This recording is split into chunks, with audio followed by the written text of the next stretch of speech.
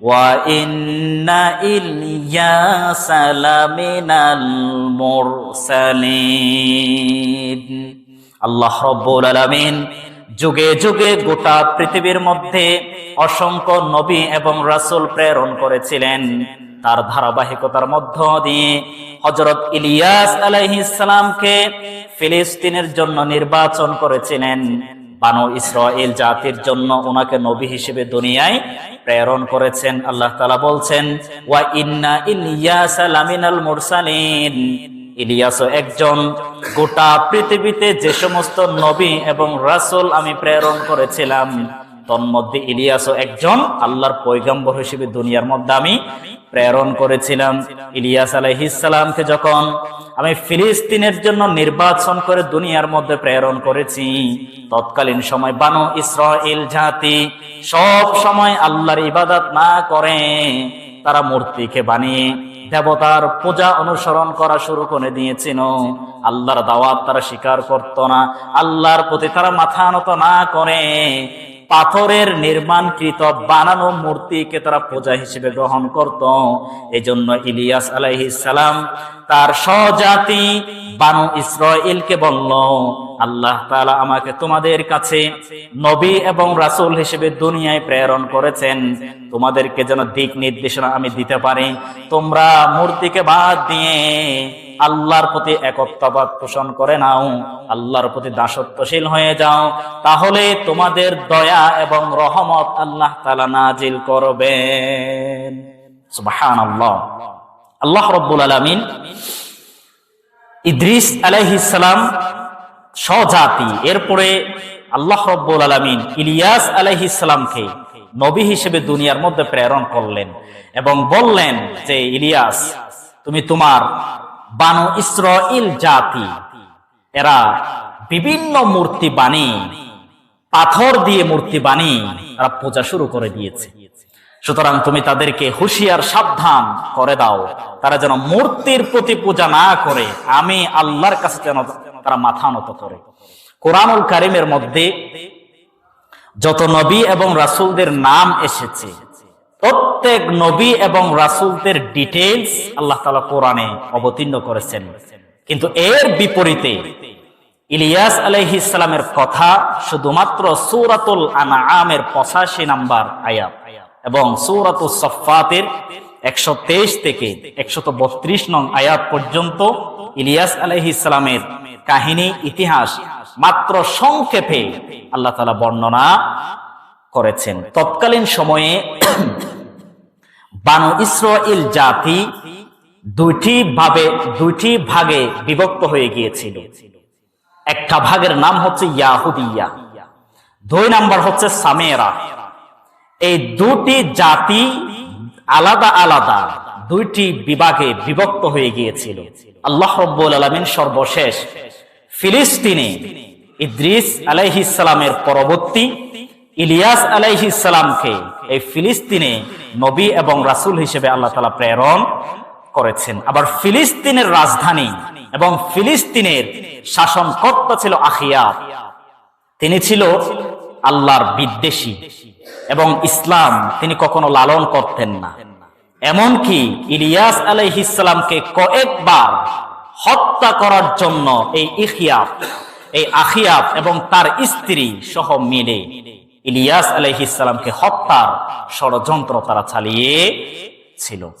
আল্লাহ রাব্বুল আলামিন ইলিয়াস আলাইহিস সালামকে গুরুত্বপূর্ণ দায়িত্ব দিলেন।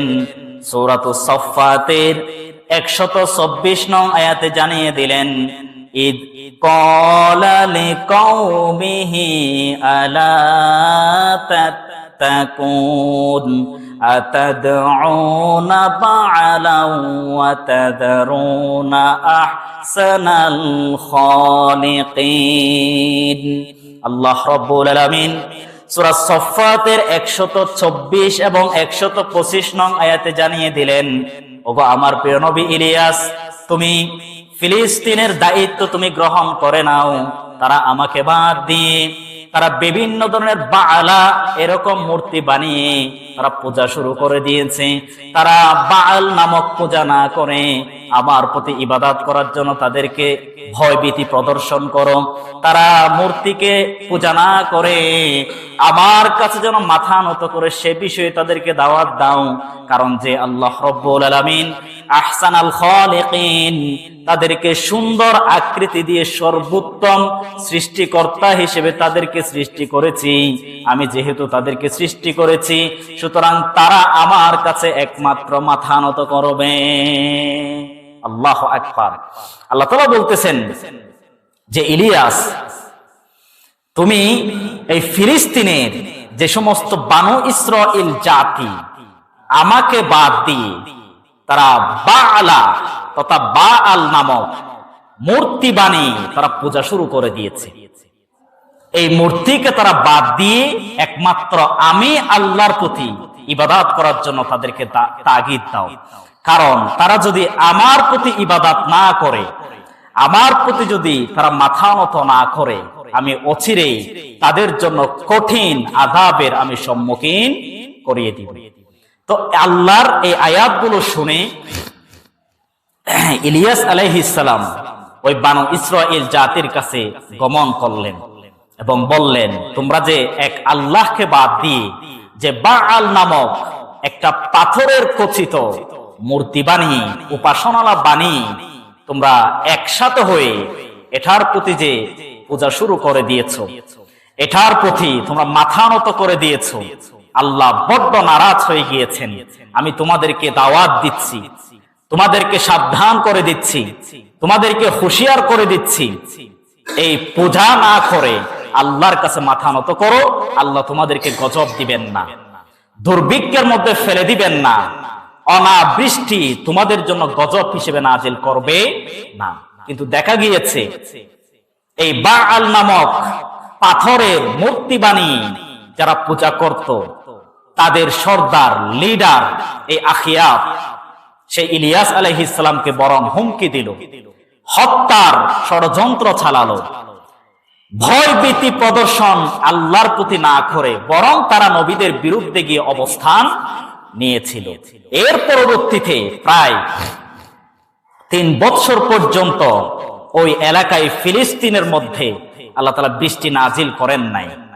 যখন বৃষ্টি আল্লাহ তাআলা বন্ধ করে দিয়েছেন, উদ্ভিদ থেকে তাদের শাকসবজি, তরিতরকারি, ফল ফ্রুটস, তাদের খাবার সামগ্রী এগুলো আর উৎপন্ন করার সুযোগ হয় নাই। কারণ বৃষ্টি যখন থাকবে না, মাটি যখন পানি পাবে না, তখন উদ্ভিদের কোনো শক্তি নাই রোপণকৃত গাছপালা থেকে তরকারি সবজি এগুলো মানুষদের জন্য বহন করা, এগুলো মাটির পক্ষে আর সম্ভব না।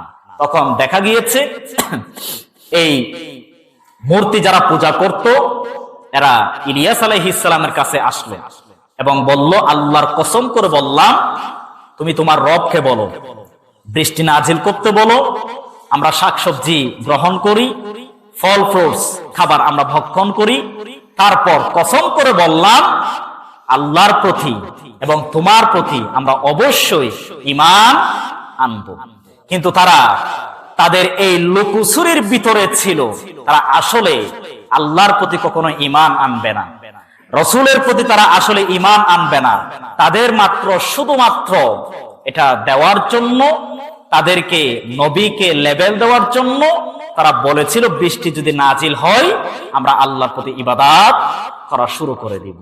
কিন্তু দেখা গিয়েছে তারা আল্লাহর প্রতি মাথা নত করল না, বরং যে বাআল নামক মূর্তি বানিয়ে পূজা করত এগুলোর ভিতরেই তারা অটল ছিল। এর পরবর্তীতে ইলিয়াস আলাইহিস সালাম তাদেরকে আরেকটি প্রস্তাব দিলেন, যে বললেন, এই যে বাআল নামক মূর্তি বানিয়ে তোমরা যে পূজা করো, এটা যদি সত্যি হয় আর আমি যে আল্লাহর দাওয়াত তোমাদেরকে দিচ্ছি এটাও যদি সত্যি হয়, শুধু একটা আমরা যদি পরীক্ষা নিতে পারি, তাহলে তোমাদেরটা সত্য নাকি আমারটা সত্য এটা প্রতিফলন হয়ে যাবে। তখন তারা রাজি হলো, ঠিক আছে আমরা পরীক্ষা দিতে রাজি। তখন ইলিয়াস আলাইহিস সালাম এবং আখিয়াব তারা দুজনের সমন্বয়ে কুরবানির একটা ব্যবস্থা করলো। ইলিয়াস আলাইহিস সালাম একটা কুরবান দিল এবং আখিয়াব ফিলিস্তিনের প্রধানমন্ত্রী সে একটা পরীক্ষা দেওয়ার জন্য রাজি হলো। দেখা গিয়েছে তারা যে কুরবান দেওয়ার জন্য মাটির উপরে রেখে দিয়েছে, তৎকালীন সময়ে কুরবানের সিস্টেম ছিল যেটা হাবিল কাবিলের কুরবানের প্রচলিত, যে কুরবান আল্লাহ তাআলা কবুল করবেন, আসমান থেকে অগ্নিশিখা এসে যেটি কুরবানের চিত্র, কুরবানের যে অবস্থান, এই এলাকা সহ যেই এলাকার মধ্যে কুরবানির বস্তু রাখা হবে ওই বস্তু অগ্নিশিখা এসে জ্বালিয়ে ভস্মীভূত করে দিবে। কিন্তু দেখা গিয়েছে যে বাআল নামক যারা পূজা করত, এরা যে কুরবান দেওয়ার জন্য যে বস্তু মাটির উপরে রেখেছিল, 1 ঘন্টা 2 ঘন্টা 3 ঘন্টা অতিবাহিত হয়ে যায়, কিন্তু কোন প্রকার আগুন এসে এটা জ্বালিয়ে ভস্মীভূত করা হলো না।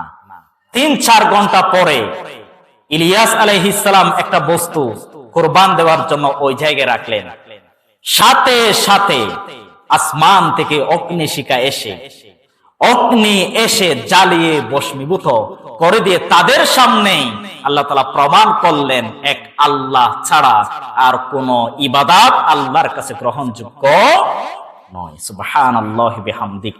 এর প্রেক্ষিতে ইলিয়াস আলাইহিস সালামের প্রতি তারা আরো ক্ষুব্ধ হয়ে গেল। তাফসীরের মধ্যে এসেছে, ইতিহাসের মধ্যে এসেছে, আল্লাহ রাব্বুল আলামিন ইলিয়াস আলাইহিস সালামকে একটা নির্দেশ দিয়েছিলেন, কারণ যে আখিয়াব সে এবং তার স্ত্রী মিলে ইলিয়াস আলাইহিস সালামকে হত্যা করার জন্য আরেকটি পরিকল্পনা করলো।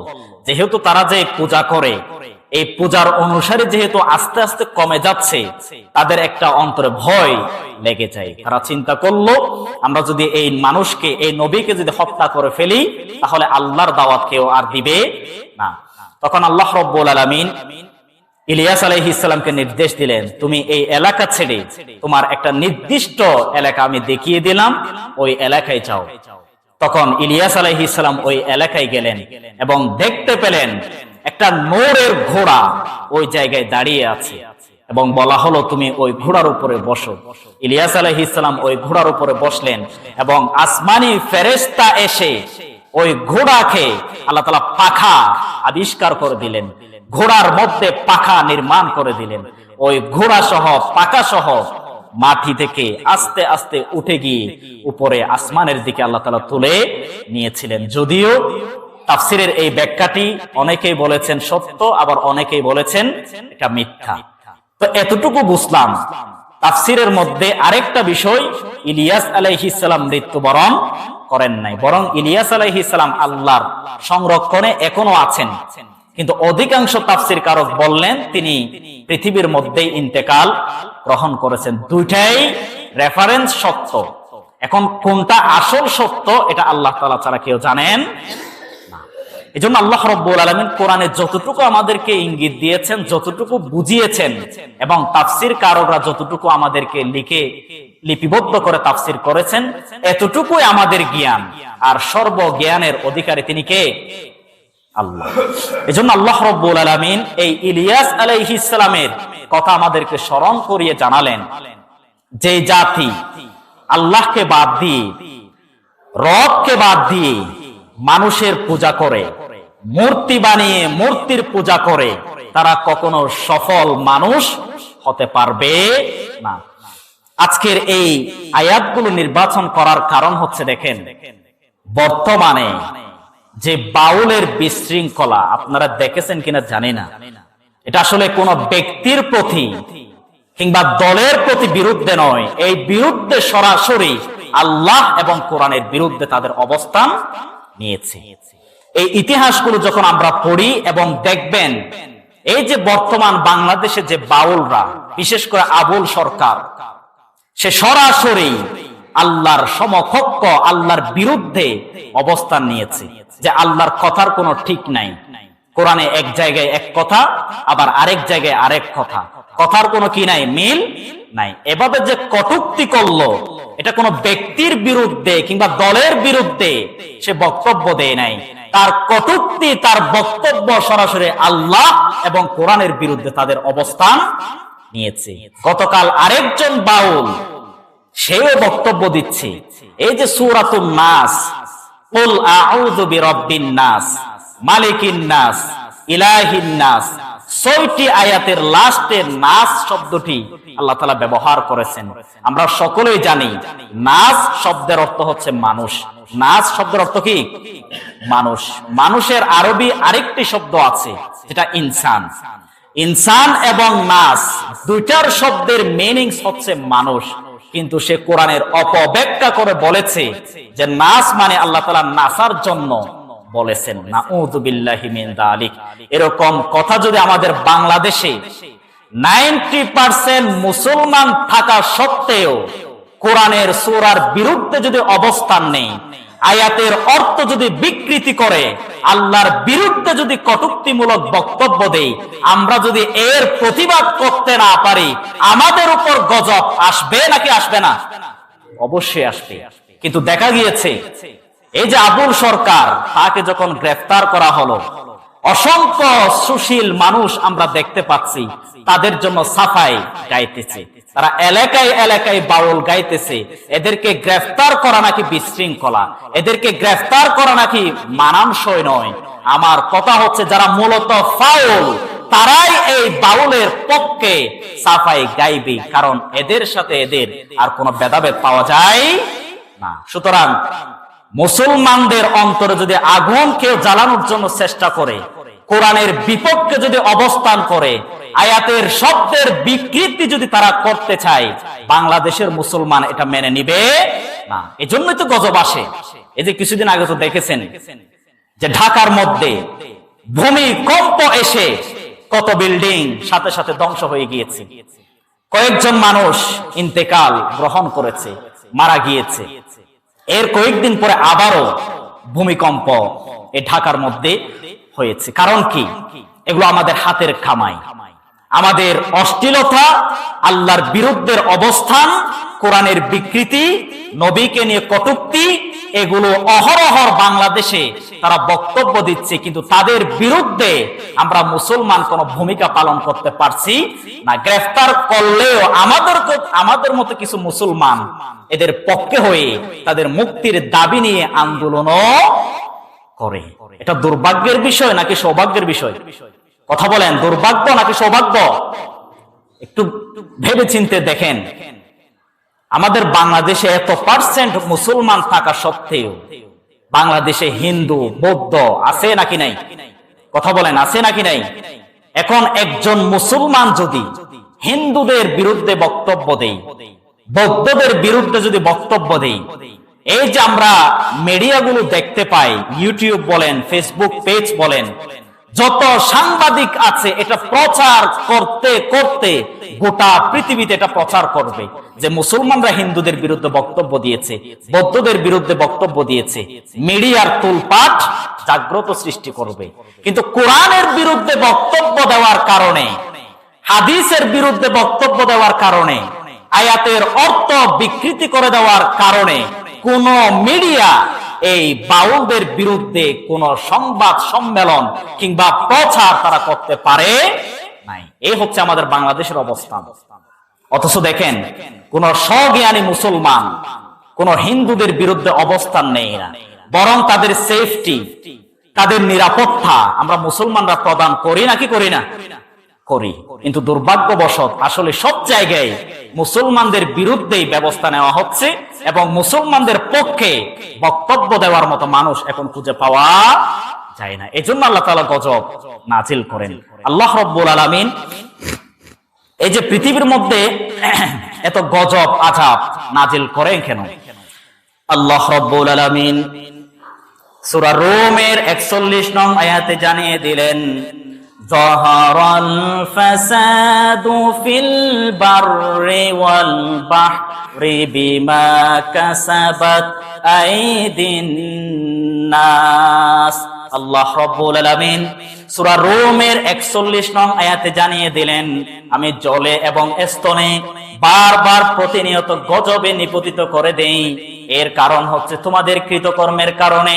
তোমরা যখন আল্লাহর আয়াতের সীমা লঙ্ঘন করে ফেলো, আল্লাহর কোরআন নিয়ে যখন কটূক্তি শুরু করে দাও, মুসলমানদের বিরুদ্ধে যখন ফাটল সৃষ্টি করে দাও, আল্লাহর ইবাদত না করে বিভিন্ন মানুষের পূজা যখন শুরু করে দাও, মূর্তির পূজা যখন শুরু করে দাও, আল্লাহর সাথে শিরকি এবং জুলুমের সাথে যদি লেগে থাকো, ওই সময় আমি আল্লাহ তাআলা আসমান থেকে বিভিন্ন সময় গজব নাজিল করে থাকি। আল্লাহ রাব্বুল আলামিন সূরাতুত তাওবা 126 নং আয়াতে জানিয়ে দিলেন, আফালা ইয়ারাউনা আন্নাহুম ইফতানুনা ফি কুল্লি আমিন মাররাতান আও মাররাতাইনি সুম্মা লা ইয়াতুবুনা ওয়ালা হুম ইয়াযাক্কারুন। আল্লাহ রাব্বুল আলামিন সূরাতুত তাওবা 126 নং আয়াতে জানিয়ে দিলেন, আমি বছরের মধ্যে একবার কিংবা দুইবার পর্যন্ত বিপর্যয় সৃষ্টি করে দেই, প্রতি বছর আমি গজবে নিপতিত করে দেই। কেননা তোমাদেরকে আমি ইঙ্গিত দিয়ে দেই আল্লাহ একজন আছেন, তোমাদের অশ্লীলতা, তোমাদের সীমা লঙ্ঘন করার কারণে আমি আল্লাহ সহ্য করতে না পেরে তোমাদের উপর আযাব এবং গজব আমি সম্মুখীন করিয়ে দেই। তারপর যদি আল্লাহর প্রতি তাওবা করতে না পারো, আল্লাহর উপদেশ যদি তোমরা গ্রহণ করতে না পারো, আমি আযাবের তাপমাত্রা বৃদ্ধি করে দিয়ে তোমাদের জাতি, তোমাদের রাষ্ট্র সবকিছু আমি ধ্বংস করে দিব। নাউযু বিল্লাহ। আল্লাহ তাআলা বলতেছেন মাররাতান আও মাররাতাইন, বৎসরে একবার কিংবা দুইবার আমি গজব নাজিল করি। আমি তোমাদেরকে ইঙ্গিত দেই আল্লাহ একজন আছেন। আমি যে আছি, বিগত যত গোষ্ঠী জাতি নবীদের বিরুদ্ধে অবস্থান নিয়েছিল, আদ, সামুদ, ফিরাউন, যত দল উপজাতি জাতি আমার বিরুদ্ধে অবস্থান নিয়েছে, তাদের সমূলে রাষ্ট্র সহ, মাটি সহ, তাদের গোষ্ঠী সহ আমি নিমিষে ধ্বংস করে দিয়েছিলাম। আমি কিন্তু এখনো আছি।